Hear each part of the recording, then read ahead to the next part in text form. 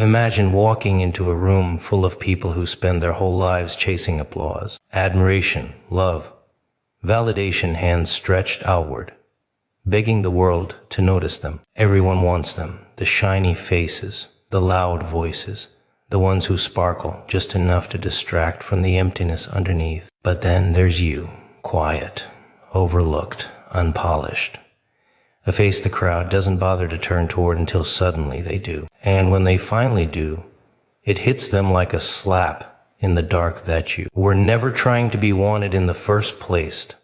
People spend their entire lives chasing illusions, polished masks, and glittering distraction, believing that the brightest lights must lead to something real. They applaud the ones who shine because it saves them from looking too closely at their own fading reflection. And yet, the funny thing about illusions is how fragile they are. One touch, one honest stare, and suddenly the sparkle begins to flicker, the paint begins to peel, and the crowd starts wondering if the thing they admired was ever truly alive. Meanwhile, authenticity sits quietly in the corner, unbothered, unnoticed, untouched. It doesn't try to sing louder or pose harder. It simply exists, and that existence alone threatens everything the crowd thought they understood about wanting. They chase the illusions because the illusions never expose them, but they are drawn to authenticity because authenticity exposes everything they fear. There's a strange charm in someone who doesn't rehearse their expression, who doesn't paint on a smile just to fit into a room full of hungry eyes.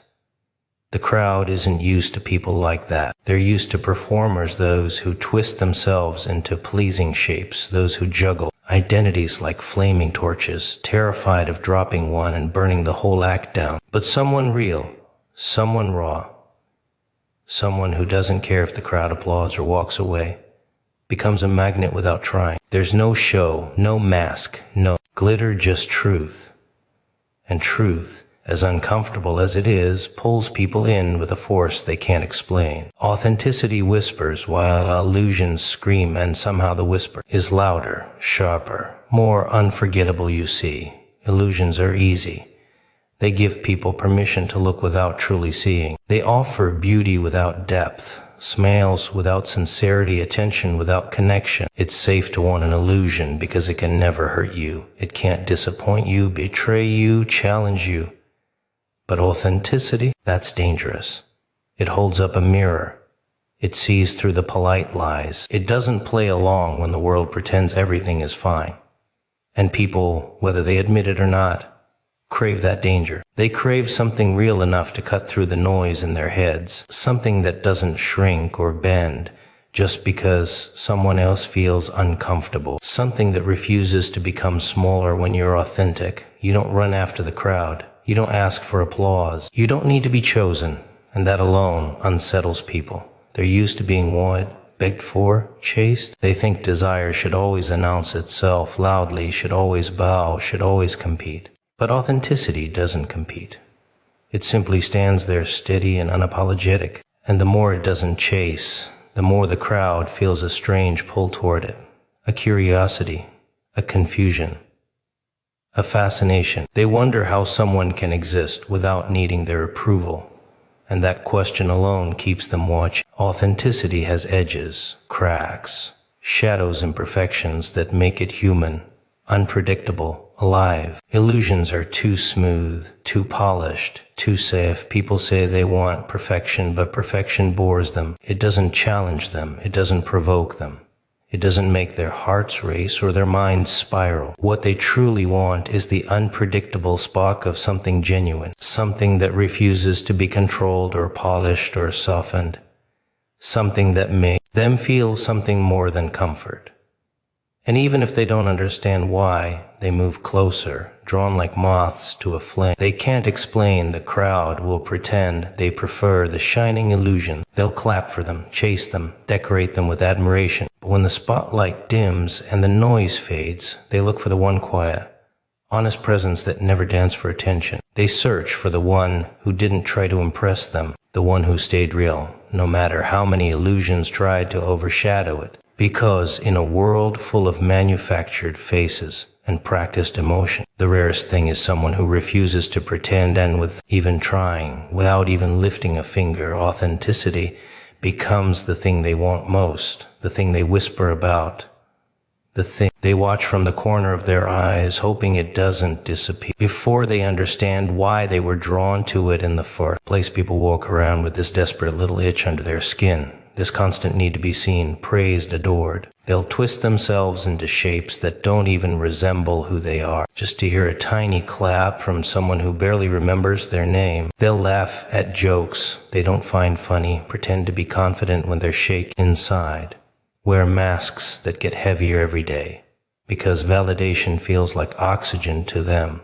They can't breathe without it. They don't even know how to exist without someone else telling them they're enough. And the world? Oh, the world loves people like that. Easy to control, easy to impress, easy to break. But you, the moment you stop needing all that noise, the second you stop craving a round of applause from a crowd that's lost in its own insecurity, you become something they can't handle. There's a certain power in walking into a room and not caring whether a single head turns. Not because you're cold or arrogant, but because you've stopped handing out pieces of yourself like free samples. You don't bend when they expect you to bend. You don't shrink when the room gets loud. You don't adjust your soul so it fits neatly into their expectations. And that scares them. People who rely on validation can't understand someone who doesn't. They stare at you the way children stare at fire, not sure whether to warm their hands or run away. They mistake independence for danger, calm for arrogance, self-assurance for rebellion. But all you're doing is breathing without asking permission. When you don't need validation, you move differently. You speak without constantly replaying your words in your head, wondering whether they sounded clever enough or soft enough. You walk without rehearsing your posture, without wondering who's watching. You make choices based on what feels right, not what looks right. And the funny part, the moment you stop trying to impress anyone, they start paying attention. They lean in. They study you. They can't figure out how someone can stay so solid in a world that's constantly shaking. They can't understand how someone can be enough for themselves, especially when they've spent their whole lives being told they need others to define their worth. People who chase validation always chase harder when they realize someone isn't chasing them back. It's like a game they don't know how to play anymore. They expect people to compete for their approval, to fight for their attention. But when you don't swing at every bait, don't respond to every test, don't crave every little compliment, you throw their entire script out the window. Suddenly, they're the ones trying to win your approval, even if they don't admit it. They start watching your reactions a little too closely. They start wondering what makes you so unshakable. They start wanting the security you carry so effortlessly. This world teaches people to beg for attention. It teaches them to measure their value through screens, likes, followers, claps, nods, hollow words from hollow voices. They think being wanted is the same as being worthy.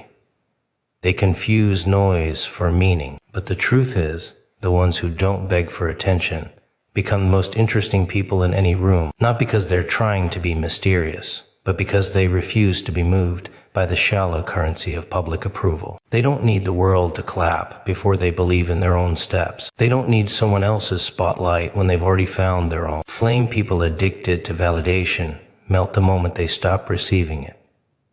Their confidence evaporates. Their energy folds in on itself. But someone who doesn't need validation, someone who can stand alone without trembling, that person becomes almost untouchable. Criticism doesn't crush them. Praise doesn't blind them. Opinions don't steer them. They aren't tossed around by the shifting winds of public approval. And in a world filled with fragile egos, that kind of stability looks like power. Real power. The kind they can't imitate, no matter how many masks they put on, and sooner or later, they realize something. The person who doesn't need validation holds more influence than all the people begging for it combined, not because they shout the loudest, but because they don't shout at all. They don't ask to be seen. They don't beg to be understood. They simply exist with a weight and presence that makes others question their own wavering identity. And people, whether they admit it or not, are drawn to the ones who aren't afraid to stand alone. Most people don't realize there's a certain brilliance in being ignored. They panic when the world doesn't clap for them, when no one notices their efforts, when their name doesn't echo in every room. They take being overlooked as an insult, a wound, something that proves they're not enough. But that's only because they've never understood the strange power hidden in invisibility. When everyone's eyes are fixed on the loudest voices and the brightest costumes, they forget to look at the quiet figure standing in the corner. And that figure you gets to move freely, think clearly, grow silently. No expectation, no pressure. No rules chaining you to who they think you should be instead of who you're becoming. See, the ones soaked in attention, the ones constantly bathed in validation, they don't get to evolve. They perform, they maintain, they protect a reputation they never wanted but can't afford to lose. Their identity becomes a cage made of applause. They can't make mistakes, can't change direction, can't breathe without wondering who's watching. But the one who's overlooked, they get to make mistakes in peace. They get to experiment, to fail, to rise, to fall, to learn without every stumble turning into a public spectacle. While others are busy shining for the world, you sharpen yourself. In the shadows, being overlooked is like being handed the keys to a secret room. No one knows what you're building in there, what parts of yourself you're reinventing, what strengths you're developing when no one is paying attention. And people hate what they can't predict. The loud ones, the adored ones, they're predictable. Everyone sees their moves long before they make them. But someone overlooked, someone the world forgets to watch. That person can reshape their entire destiny right under everyone's nose. You can take routes nobody expects. You can build skills while the crowd is distracted by the next flashy thing. And when you finally step into the light, you don't arrive as the person they ignored. You arrive as someone they never saw coming. The funny part is, people confuse visibility with importance. They think if the world isn't clapping, they must not matter. But being unseen isn't the same as being unimportant. Sometimes it means you're the only one not caught in the circus. Sometimes it means you have the freedom the others lost. Sometimes it means you're the one writing the script, while everyone else fights for a role. The quiet ones are underestimated, and that's their greatest weapon. No one pays attention to your capabilities, your potential, your mind. They assume you're harmless. They assume you're average. They assume because you're not loud, you're not dangerous. They don't realize the most dangerous things in the world never announce themselves. People think the spotlight is the place where greatness is born. But the spotlight burns, it blinds, it exposes, it demands, it takes. And those who live under it forget who they are without it. But the shadows, that's where the most interesting transformations happen. That's where people discover their real voice, not the one shaped by applause, but the one forged by solitude. When you're overlooked, you're forced to rely on yourself. You learn to be your own motivation, your own critic, your own support. And that creates a strength the spotlight can never give. A strength that doesn't need witnesses to be real, and eventually, the same people who overlooked, you start noticing your steps, not because you asked them to, not because you performed for them, but because growth has a way of making noise even without trying. They'll start wondering when you became so confident, so capable, so sharp. They'll ask themselves how they missed it, how they failed to see what was right in front of them. They'll realize that while they were busy chasing attention, you were busy becoming someone worth paying attention to. The truth is, being overlooked hides your greatest advantage. No one sees your rise coming. No one prepares for you. No one stands in your way, because they don't even know you're moving. And by the time they finally turn their heads, you're already standing where they never imagined you'd reached. People spend so much time trying to be seen that they forget how loud silence can be. They polish themselves, decorate themselves, advertise themselves. Also, someone might finally say, "Ah, there you are." They chase attention the way thirsty people chase water in a desert, hallucinating value in every glance. But something strange happens when you stop playing that game. When you stop stretching your neck toward every spotlight, stop raising your hand for every room, stop begging eyes to land on you. When you stop trying to be seen, that's when people start to really look. It's almost funny how the moment you stop performing, you start becoming visible in a way that unsettles the whole room. There's a kind of magic in someone who doesn't try too hard, someone who doesn't shove themselves forward, doesn't beg for recognition, doesn't contort their identity just to fit the mood of the crowd. People can smell desperation, they sense it like smoke in the air. But someone who stays calm, comfortable, self-contained, that person becomes a mystery, a puzzle, a presence that lingers without demanding anything. And the human mind hates an unanswered question. They start asking themselves, why isn't this one trying? Why aren't they chasing what everyone else is chasing? Curiosity grows teeth when it's denied attention, when you don't try to be seen. Every move you make becomes more deliberate. You start speaking only when you have something worth saying. You start moving only when you're sure of your direction. You stop giving energy to people who never deserved it in the first place. And that gives your presence weight, depth, gravity. While others scatter their worth like confetti, you hold yours close. And humans, strangely enough, want most what they can't get easily. They ignore what's always available. They crave what doesn't beg for them. You become the quiet figure in the corner that somehow pulls every eye. Without lifting a finger, trying too hard turns people invisible. They work so desperately to be noticed that their efforts become predictable, exhausting, boring. The ones who shout for attention blend into the noise. But someone who stands still in a world that won't stop running, someone who doesn't perform, someone who is content in their own shadow, that person stands out without trying. The world can't overlook someone who doesn't need its approval. There's a freedom in that, a dangerous kind of freedom that whispers, I'm enough with or without you, and that whisper hits deeper than any scream for recognition you see. When you stop trying to be seen, you stop being shaped by the eyes of others. You stop living for applause. You stop bending toward opinions. You stop watering down your fire just to avoid making someone uncomfortable. You become more yourself than ever before, not a character in their story, but the author of your own. And authenticity real. Raw authenticity glows in a way no spotlight can replicate. People might not admit it, but it draws them in. It makes them curious. It makes them question themselves. They wonder why someone so comfortable in their own silence feels louder than the dozens shouting for attention around them. People want what feels stable, what feels confident, what feels untouched by insecurity. And nothing screams confidence louder than someone who isn't obsessed with being chosen, someone who's fine being in the background, someone who doesn't crumble at the idea of going unnoticed. The crowd expects people to scramble for visibility. They don't know how to react when someone doesn't. It disarms them. It fascinates them. It pulls them closer, even when you're not asking for closeness, and sooner or later, the truth reveals itself. When you stop chasing attention, you create space for real recognition, not the shallow kind that fades as soon as someone louder walks in, but the kind that's earned, not demanded, the kind that comes from being solid, not shiny, the kind that grows from the quiet, not the noise. People start noticing the things you never tried to show.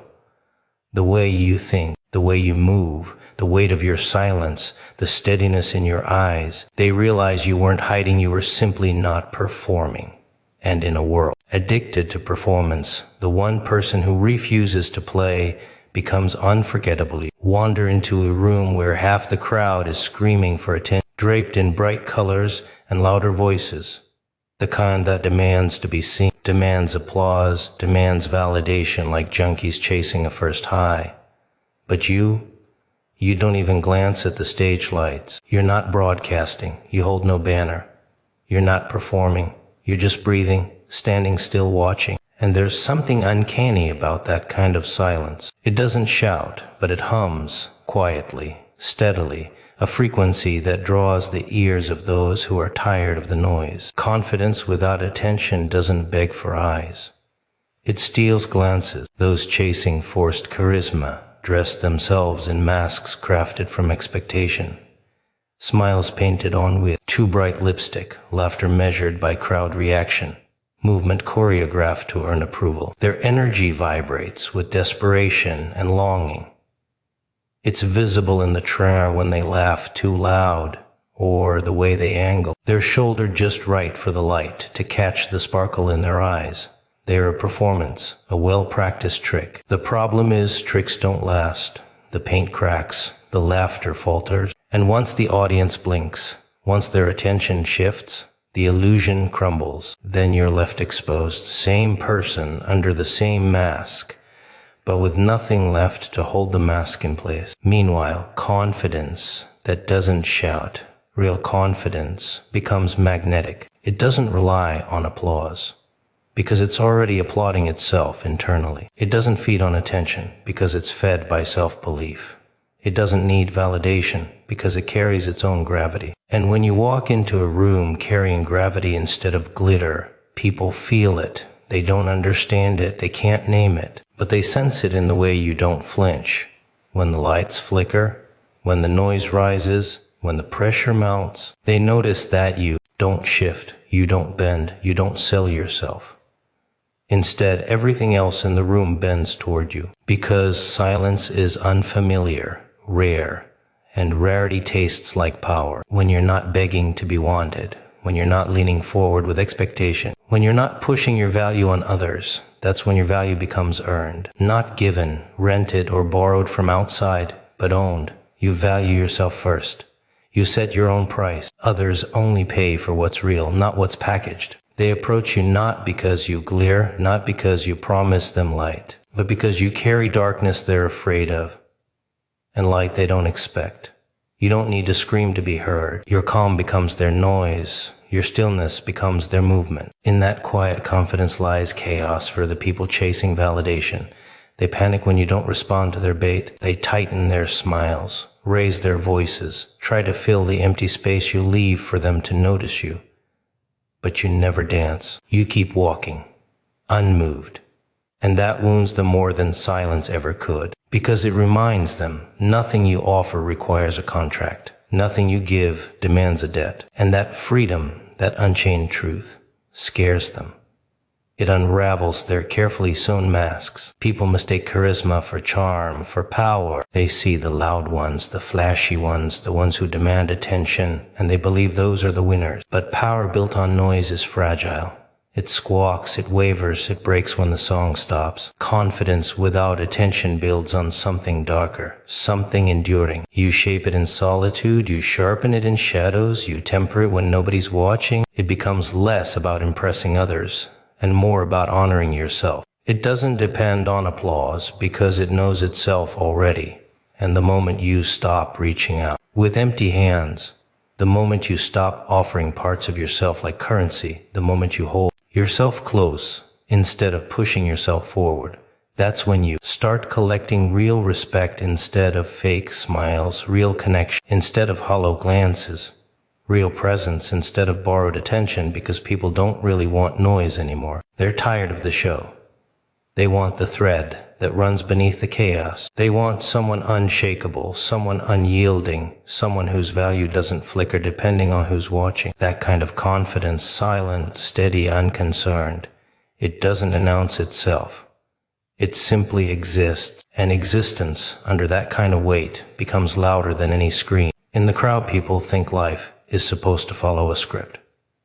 They expect everyone to play along, smile at the right moments, nod at the right cues, shake hands, keep quiet, stay polite, behave. They punish anyone who steps outside the invisible lines. They cling to their little rules like children clutching crayons, terrified someone might color outside their precious outlines. But when you refuse to play by those rules, when you stop dancing to the rhythm they set, when you decide to walk your own crooked path instead of their straight one, that's when things get interesting. That's when people stop treating you like furniture and start watching you like a fire they can't control. Unpredictability is uncomfortable for them. It shakes up their sense of order, exposes their fragile illusion of control. They want everyone to move predictably, speak predictably, think predictably. They want people who can be read like cheap instruction manuals. But when you don't follow the default settings, when you don't smile just to make them comfortable, don't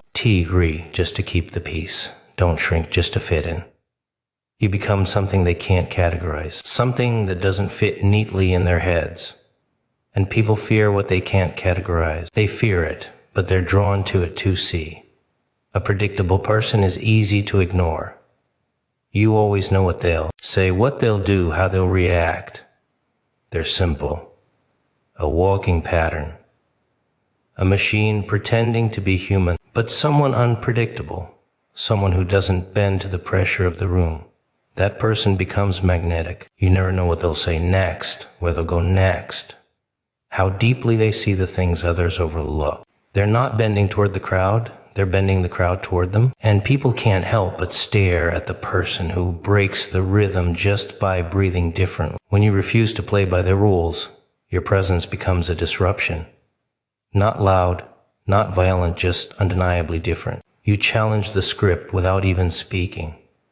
You make them reconsider their own lines, their own roles, their own masks, and nothing terrifies people more than the idea that their mask might not be necessary, or worse, that yours was never needed in the first place. Because if you can exist without permission, without validation, without performing, then their entire reason for pretending starts to crumble. You accidentally expose their weakness by simply being yourself. People want control. They want to predict outcomes, reactions, consequences. It makes them feel safe. They think if they act the way they're expected to, they'll avoid chaos. But when someone walks into the room who isn't afraid of chaos, someone who is terrified of being different, they don't know where to place that person. You become the unexpected variable in their carefully balanced equation. You become the wild card they secretly wish they could be but are too scared to try. They watch you because you represent something they buried in themselves long ago, and here's the funny thing. The less predictable you are, the more predictable they become. They start leaning in, whispering about you, trying to figure out what makes you tick, what you're thinking, why you're not following their lead. They try to study you like a puzzle. But every time they think they've solved a piece, you shift again. Not because you're pretending, not because you're trying to confuse them, because you're living in a way that isn't chained to their expectation. And people aren't used to someone who isn't shackled by the need to be liked. People want to replicate everything they can understand. They mimic clothes, hairstyles, words, opinions, anything familiar becomes a template. But you don't give them a template. You don't offer them something easy to copy. And that uniqueness creates a tension in the air, a kind of electricity. You aren't following their map. You're drawing your own. And they want to know where that path leads, even if it terrifies them. They want to follow you without admitting they're curious. They want to understand you without admitting they admire you. And the truth is, unpredictability isn't about being reckless or chaotic. It's about refusing to shrink for anyone. It's about letting your mind wander where others are too afraid to step. It's about moving according to your own rhythm, not theirs. When you stop fitting into their neat little boxes, you stop being forgettable. You become the thing they turn their heads for, the thing they whisper about, the thing they can't categorize, control, or copy, and to them, that makes you dangerous. It makes you unforgettable. It makes you the spark in a room full of extinguished lights. That people love to believe they've got you all figured out. They glance at you once, maybe twice, and decide that you're harmless, quiet, ordinary. They build a neat little box and stuff you inside it without ever checking if you fit. They go about their lives convinced they see everything there is to see. But life has a way of tapping people on the shoulder when they least expect it. One day, the same ones who overlooked, you suddenly start noticing things they swear weren't there before. A new tone in your voice, a new steadiness in your walk, a light in your eyes they never bothered to look for. And it confuses them, rattles them, even irritates them a little, because nothing scares people more than realizing they were blind while someone was quietly sharpening themselves in the dark at first. They don't want to admit it. They tell themselves it's just a phase, a moment, a coincidence. They convince themselves you got lucky, or someone must have helped you, or it's just temporary. Because accepting that you evolved without their approval, without their guidance, without their support, that feels like an insult to their pride. They want to believe they knew you. They want to believe they understood you. They want to believe you couldn't possibly grow beyond the version of you they constructed in their heads. But you did, and now they're forced to face the truth that they weren't paying attention while you were quietly reinventing yourself. You see, people don't like surprises unless they're the ones orchestrating them. But you became a surprise all on your own. No announcement, no performance, No slow build-up for dramatic effect. You simply changed. You grew where they didn't expect you to. You learned skills they didn't think you could. You built strength they never imagined you'd have. And when they finally turn around and see you standing differently, speaking differently, carrying yourself differently, they feel this strange mix of admiration and discomfort. Because part of them is impressed, and part of them is angry they didn't notice sooner. And they start replaying every moment they dismissed you. Every time they underestimated you, every time they ignored your potential. They remember the times they talked over you, rushed past you, laughed at you, doubted you, and suddenly, those memories don't feel so harmless anymore. Suddenly they realize they made a mistake, a big one. They realize you weren't the background character they thought you were. You were never meant to stay in the shadows. You were observing them, learning from them, understanding them. World, they wasted time trying to shine for everyone. People assume those who stay quiet are weak. They assume silence means fear or confusion or uncertainty. But sometimes silence is just strategy. Sometimes silence is studying. Sometimes silence is choosing not to waste your voice on people who won't hear it. And when those same people finally notice your strength, it shocks them because they never saw the work behind it. They only see the result. They see the confidence you built while they weren't looking. They see the clarity you developed while they were distracted. They see the power you earned while they were showing off. And now, the dynamic changes. They start looking at you differently, watching more closely, listening more carefully. They measure their words around you. They double-check their assumptions. They tilt their heads, trying to understand how you escaped the version of you they trapped in their minds. They realize you're no longer predictable, no longer small, no longer the easy-to-ignore presence they once thought you were. You've become something else, something they don't quite know how to approach. It's strange how the human mind works. They always want what they don't understand. They crave what slips out of their grasp. And once you've grown beyond their expectations, once you've become something sharp, deeper, more self-assured than the version they imagined, they start wanting you, wanting your attention, your presence, your approval. They want to figure you out now that they realize they never did. They want to be close to the strength they almost missed. They want to understand the glow that wasn't there before, or maybe it was, and they were simply too blind to see it. They ignored you when you were quiet.